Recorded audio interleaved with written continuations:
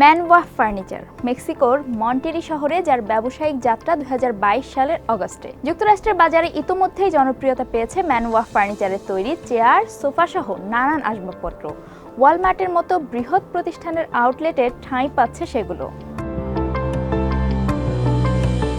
Made in Mexico এমন প্রচারণার মাধ্যমে যুক্তরাষ্ট্রের বাজারে আধিপত্য বিস্তার করলেও ম্যানওয়াহ ফার্নিচারের মূল বিনিয়োগ চীনা প্রতিষ্ঠানের, যা কারো কাছেই অজানা নয়। তা সত্ত্বেও কিভাবে যুক্তরাষ্ট্রের বাজারে বাড়ছে ম্যানওয়াহ ফার্নিচারের বাজার?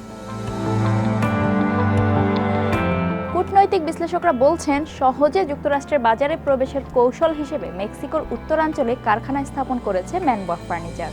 এতে সফলতাও পেয়েছে চীনা প্রতিষ্ঠানটি। নিষেধাজ্ঞা এড়িয়ে শুধু যুক্তরাষ্ট্রে পণ্য বিক্রি করছে তা নয়, একই সঙ্গে কমিয়েছে পরিবহন খরচ আর মিলছে শুল্কমুক্ত বাজার সুবিধাও। ম্যানওয়াহ ফার্নিচারের মহাব্যবস্থাপক ইউ কেন উই বলেন, মেক্সিকোতে কারখানা স্থানান্তর পরিকল্পনায় কৌশলগত সাফল্য মিলছে, পাশাপাশি অর্থনৈতিকভাবে দারুণ সফলতা এসেছে। উৎপাদন বেড়েছে প্রায় 4 গুণ। একে আরও সম্প্রসারিত করার পরিকল্পনা রয়েছে আমাদের।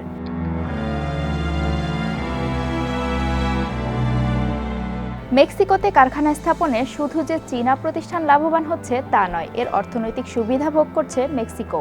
ম্যানওয়াহ ফার্নিচারের কারখানায় বর্তমানে কর্মসংস্থান হয়েছে 450 মানুষের।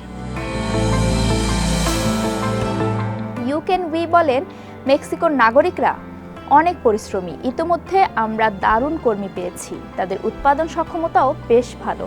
আগামী 1 বছরের মধ্যে এই কারখানায় অন্তত 1200 কর্মী নিয়োগের লক্ষ্য রয়েছে আমাদের। শুধু কর্মসংস্থান নয়, রপ্তানিতে সুফল পাচ্ছে মেক্সিকো।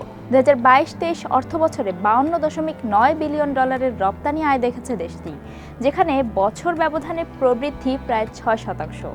মেক্সিকোর আন্তর্জাতিক বাণিজ্য বিষয়ক সাবেক উপমন্ত্রী জন কার্লোস বেকার পিনেদা বলেন, চীন যুক্তরাষ্ট্রের মধ্যে চলমান দ্বন্দ্ব শিগগির অবসান হতে পারে এমন কোনো ইঙ্গিত নেই।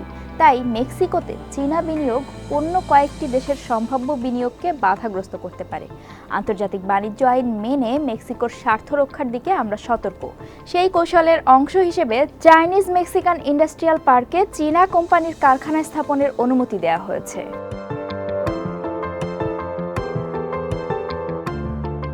শুধু চীন নয়, মেক্সিকোর বিনিয়োগ সুবিধা নিচ্ছে মার্কিন কোম্পানিও। এশিয়ার বিভিন্ন দেশ থেকে বিনিয়োগ সরিয়ে প্রতিবেশী রাষ্ট্রটিতে আনছে তারা। টেসলার মতো বড় প্রতিষ্ঠানও ইতিমধ্যেই বিনিয়োগ করছে মেক্সিকোতে, প্রতিশ্রুতি দিয়েছে বিনিয়োগ আরও সম্প্রসারিত করার।